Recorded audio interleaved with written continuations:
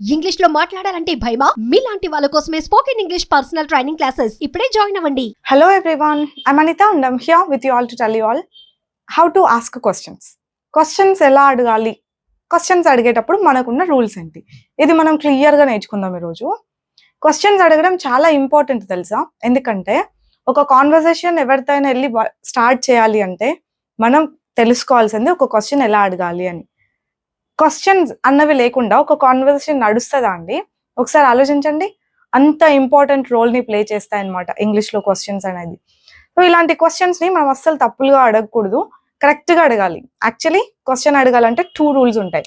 2 వేస్లో మనం క్వశ్చన్స్ అడగాలి. ఒకటి, హెల్పింగ్ వర్బ్తోనే ఒక క్వశ్చన్ అన్నది స్టార్ట్ అవ్వాలి. ఓకే, అంటే హెల్పింగ్ వర్బ్స్ తెలుసు కదా, did, do, does, is, am, are, was, were, have, has, ఇవన్నీ ఉన్నాయా, వాటితో మాత్రమే క్వశ్చన్ స్టార్ట్ అవ్వాలి. అట్లా హెల్పింగ్ వర్బ్తో స్టార్ట్ అయిన క్వశ్చన్స్ని మనం yes or no type of questions అని అంటూ ఉంటాం. Yes or no type of. Apart from this, నేను మీకు ఆల్రెడీ ప్రతి హెల్పింగ్ వర్బ్, మనకు బాగా యూజ్ అయ్యే హెల్పింగ్ వర్బ్ ఎలా, వాటితో క్వశ్చన్ ఎలా అడగాలని మీకు ఆల్రెడీ నేను చెప్పాను. ఇప్పుడు మనం ఈ సెకండ్ టైప్ నేర్చుకుందాం, అంటే WH వర్డ్స్తో క్వశ్చన్స్ అడగడం. WH వర్డ్తో క్వశ్చన్స్ అడిగేటప్పుడు మనం గుర్తుపెట్టుకోవాల్సింది, దీని పక్కన వెంటనే ఒక హెల్పింగ్ వర్బ్ ఉండి తీరాలి అని. ప్రతి క్వశ్చన్ వర్డ్ పక్కన ఒక హెల్పింగ్ వర్బ్ ఉండాలి. అట్లా హెల్పింగ్ వర్బే మనం క్వశ్చన్ ఎప్పటి గురించి అడుగుతున్నాం అంటే పాస్టా, ప్రజెంటా, జనరల్గా అడుగుతున్నామా, కంటిన్యూస్ గురించి అడుగుతున్నామా అన్నది చెప్తుందన్నమాట. ఈ హెల్పింగ్ వర్బ్ని మనం మిస్ అస్సలు చేయకూడదు. మీరు క్వశ్చన్స్ ఎలా అడుగుతారు తెలుసా, అంటే మీరంటే మీరు కాదు, చాలా మంది ఎలా అడుగుతారంటే వాట్ యూ టోల్డ్, నువ్వేం చెప్పావు అనడానికి వాట్ యూ టోల్డ్. సరే, మీ క్వశ్చన్ చూద్దాం, రాద్దాం. వాట్ యూ టోల్డ్ అనము, వాట్ దే టోల్డ్ అంటా ఉంటారు ఎక్కువ. వాళ్ళు ఏమన్నారు అనడానికి వాట్ దే టోల్డ్ ఉందా, హెల్పింగ్ వర్బ్ ఉందా ఇక్కడ? మరి ఇది ఎలా కరెక్ట్ అవుతుంది క్వశ్చన్? వాట్ యూ ఎయిట్, ఇదైతే నేను చాలాసార్లు విన్నాను. వాట్ యూ ఎయిట్ మ్యామ్ అని అంటారు. What you ate helping verb ఎక్కడుందండి ఇక్కడ? So it's not correct. Where you went అని అడుగుతారు, ఆర్ వేర్ దే వెంట్ అని అడుగుతారు. హెల్పింగ్ వర్బ్ ఎక్కడుంది, మరి అప్పుడు ఇది ఎలా కరెక్ట్ అవుతుంది? సో ఇట్లాంటి క్వశ్చన్స్ ఉండదన్నమాట. ఖచ్చితంగా హెల్పింగ్ వర్బ్ ఉండాలి. ఇది రూల్ ఉన్నప్పుడు ఎక్సెప్షన్స్ కూడా ఉంటాయి కదా, అట్లా కొన్ని చోట్ల ఎక్సెప్షన్స్ ఉన్నా కూడా మాక్సిమం కేసెస్లో మనం ఈ రూల్ని ఫాలో అయి తీరాల్సిందే. ఎక్సెప్షన్స్ ఏంటి అంటే నేను చెప్తాను తర్వాత. ఫస్ట్ ఈ రూల్ని ఫాలో అవ్వడం నేర్చుకుందాం, తర్వాత ఎక్సెప్షన్స్ గురించి నేర్చుకుందాం, సరేనా? ఈ WH వర్డ్ అంటే ఏంటి? దీన్ని ఫస్ట్ WH వర్డ్ అని ఎందుకంటారు తెలుసా? క్వశ్చన్ వర్డ్స్ Wతో కానీ హెచ్తో కానీ స్టార్ట్ అవుతాయి. అంటే వాట్, వేర్, వెన్, చూసారా, ఇవన్నీ వై Wతో స్టార్ట్ అయ్యాయి. హౌ మచ్, హౌ మెనీ, ఇట్లాంటివి ఉన్నాయా, అవి హెచ్తో స్టార్ట్ అయ్యాయి. అలా Wతో కానీ హెచ్తో కానీ స్టార్ట్ అయ్యే వర్డ్స్ని WH వర్డ్స్ అంటారు. వీటినే క్వశ్చన్ వర్డ్స్ అంటారు. రెండు ఒకటే, WH వర్డ్ అన్నా క్వశ్చన్ వర్డ్ అన్నా రెండు ఒక్కటే అనమాట. రూల్ అర్థమైంది కదా అండి? ప్రతి క్వశ్చన్ వర్డ్ పక్కన హెల్పింగ్ వర్బ్ ఉండి తీరాలి అని. సో ఈ హెల్పింగ్ వర్బ్లో ఎక్కువ డిడ్ యూస్ చేస్తారు. డిడ్ తెలుసు కదా పాస్ట్కి. తర్వాత విల్ యూస్ చేస్తారు. విల్ తెలుసు కదా ఫ్యూచర్కి. ఇంకా డూ, డస్, ఇవి కొంచెం ఓకే, అవి కూడా యూస్ చేస్తాము. డూ, డస్, ఈజ్, ఆర్, ఇవి కూడా యూస్ చేస్తాం. బట్ ఇవి ఎక్కువ మనం స్పోకెన్లో యూస్ చేస్తూ ఉంటాం అనమాట. We either ask about past or future కాబట్టి అంతే ఎక్కువ. ఇట్ డజంట్ మీన్ వేరేవి యూస్ చేయమని కాదు, ఓకేనా? ఇవి వాడతాం ఎక్కువ. ఈ క్వశ్చన్ వర్డ్స్ ఏంటి, అసలు ఎన్ని ఉన్నాయి తెలుసా అండి?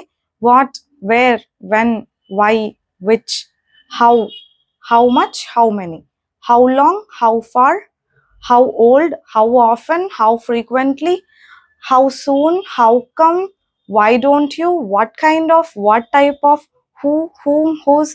మై గాడ్, చెప్తుంటేనే ఆయాసం వస్తుంది. ఇవన్నీ నేర్చుకొని తీరాల్సిందే మనం. ప్రతి క్వశ్చన్ కంఫర్టబుల్గా అడుగుతాం అవన్నీ వచ్చాయంటే కనుక.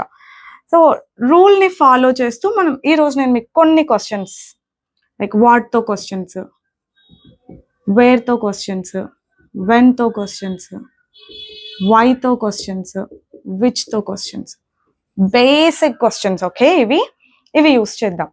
నేను ఇంకొక కామన్ మిస్టేక్ ఏం విన్నానంటే వేర్ షీ ఈస్ గోయింగ్ అంటారు. వేర్ షీ ఈస్ గోయింగ్ అయితే హెల్పింగ్ వర్బ్ ఎగరగొట్టేస్తారు, లేదంటే మిస్ మ్యాచ్ చేస్తారు. Where she is going, what they are learning,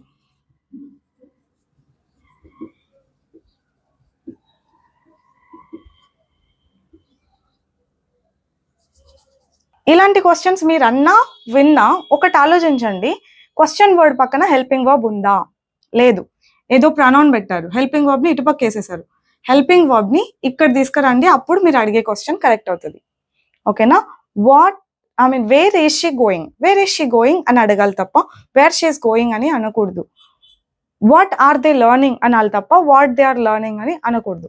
ఈ ప్లేస్మెంట్ చాలా ఇంపార్టెంట్. ఓకేనా అండి? అయితే ఎగరగొడతారు, లేదంటే పక్కన పెడతారు, అట్లా పెట్టొద్దు, కరెక్ట్ ప్లేస్ లోనే పెట్టండి. ఎందుకు తిన్నావు, ఇప్పుడు నా చాక్లెట్ మీరు తినేసారు అనుకోండి, ఎందుకు తిన్నావు అని అడగాలి. Every time you want to ask question మీరు బాగా అర్థం చేసుకోండి. మీరు పాస్ట్ గురించి క్వశ్చన్ అడుగుతున్నారా, కంటిన్యూస్ గురించి క్వశ్చన్ అడుగుతున్నారా, ఫ్యూచర్ గురించి అడుగుతున్నారా, ఆర్ రోజు గురించి అడుగుతున్నారా? ఈ 4 ఆస్పెక్ట్స్ గమనించండి అని నేను మీకు హెల్పింగ్ వర్బ్స్ చెప్పినప్పుడే చెప్పాను. ఇప్పుడు నా చాక్లెట్ ఎందుకు తిన్నావు నువ్వు అని అడగాలంటే నేను పాస్ట్ గురించి అడుగుతున్నా, అవునా? ఎందుకు తిన్నావు పాస్ట్ గురించి. సో పాస్ట్ గురించి యూజ్ చేయాల్సిన helping verb did. Why did you eat my chocolate? ఇప్పుడు మీరు నా చాక్లెట్ మీరు తింటూ ఉన్నారు అనుకోండి, తింటూ ఉన్నారు, ఎందుకు నా చాక్లెట్ తింటున్నావు, ఎందుకు నా చాక్లెట్ తింటూ ఉన్నావు, ఇది కంటిన్యూషన్ కదా. సో ఏం యూజ్ చేస్తారు? Are. Why you are eating my chocolate అంటారా? ఇంకా అనర్లేండి కదా. Why are you eating my chocolate? ఎందుకు తిన్నావు, ఎందుకు తింటూ ఉన్నావు. ఇది ఫ్యూచర్కి అడగలేం, ఎందుకు తింటావు నా చాక్లెట్ అనము, వై విల్ యూ ఈట్ అని. It doesn't make sense. ప్రతిసారి ప్రతిదానికి అట్లా విల్ అన్ని టెన్సెస్ లోను అన్ని క్వశ్చన్స్ అడగలేం. ఎప్పుడు వచ్చావు నువ్వు, ఆర్ వాళ్ళు ఎప్పుడు వచ్చారు అని అడగాలి. వెన్ దే కేమ్ అంటారా? అన్నారు కదా. ఎప్పుడు వచ్చారు ఆలోచించండి, పాస్ట్ కదా. సో డిడ్ యూస్ చేయాలి. వెన్ డిడ్ దే కమ్, వాళ్ళు ఎప్పుడు వచ్చారు, వాళ్ళు ఎప్పుడు వస్తారు అని అడగాలి. ఎప్పుడు వస్తారు అంటే ఫ్యూచర్ కదా, రేపా ఎల్లుండా అని. అప్పుడు ఏం పెడతాం? When will they come. You know what, అన్నీ మనం ఆలోచించడంలోనే ఉంటుంది. మనం ఆలోచనల్లో మిస్టేక్ చేస్తే మాట్లాడేటప్పుడు మిస్టేక్ చేస్తాం. క్వశ్చన్ మనం అడగాలనుకుంటున్న క్వశ్చనే, మీరే కొంచెం క్లారిటీగా ఉండాలి. అడగాలనుకుంటున్నా మీరే క్లారిటీగా ఉండాలి. పాస్ట్ గురించి అడగాలనుకుంటే డిడ్ పెట్టడం, ఫ్యూచర్ గురించి అడగాలనుకుంటే విల్ పెట్టడం. వాళ్ళు మామూలుగా ఏ టైంకి వస్తారు అని అడగాలి. వాళ్ళు మామూలుగా జనరల్గా ఇప్పుడు బ్యాంకుకి వెళ్తారు, ఏ టైంకి వస్తారు? బ్యాంక్ ఆఫీసర్స్ ఎప్పుడు వస్తారు, అప్పుడు ఎప్పుడు వస్తారు అంటే జనరల్గా అడుగుతున్నారు కదా.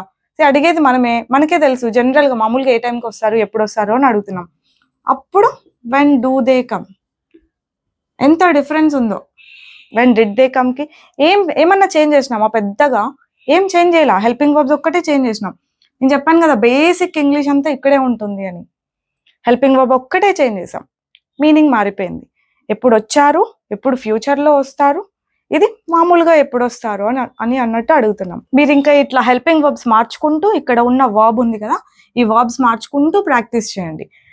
వాళ్ళు ఎప్పుడు జాయిన్ అయ్యారు, వెన్ డిడ్ దే జాయిన్ అయ్యారు అంటే పాస్ట్ కదా, వెన్ డిడ్ దే జాయిన్.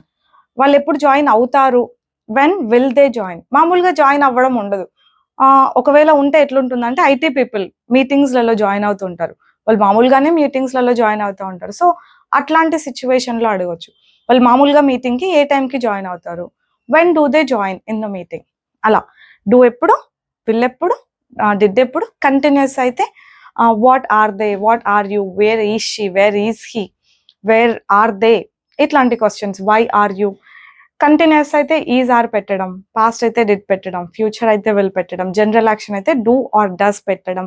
ఇవన్నీ బాగా అలవాటు చేసుకోండి. క్వశ్చన్ వర్డ్స్ మార్చొచ్చు, ఇలాంటి వర్బ్స్ మార్చొచ్చు, చాలా క్వశ్చన్స్ ఇట్లా ఫామ్ చేయడం అలవాటు చేసుకోండి. ప్రాక్టీస్ మేక్స్ మ్యాన్ పర్ఫెక్ట్ అని ఊరికే అన్నారు. ఒకటి ఏదైనా నేర్చుకున్న తర్వాత you have to give it your own try, me own try మీరు చేయాలన్నమాట. రూల్స్ బాగా అర్థమయ్యాయా? హెల్పింగ్ వర్బ్ ఖచ్చితంగా ఉండి తీరాలి అని. ఇదొక్క పాయింట్ మీరు బాగా గుర్తుపెట్టుకున్నా కూడా మీరు చాలా నేర్చుకున్నట్టే ఈ రోజుకి. మిగతా క్వశ్చన్ వర్డ్స్ ఉన్నాయని చెప్పాను కదా, అంటే how much, how many, how often. నేను మీకు ఆల్రెడీ ఒకటి రెండు చెప్పున్నాను, but I will make sure to teach you all every single question word. అన్ని క్వశ్చన్ వర్డ్స్ తోని క్వశ్చన్స్ చెప్తాను. Just keep practicing, keep learning, keep watching, keep following. Bye bye అండి. I'll see you all later next time. Bye.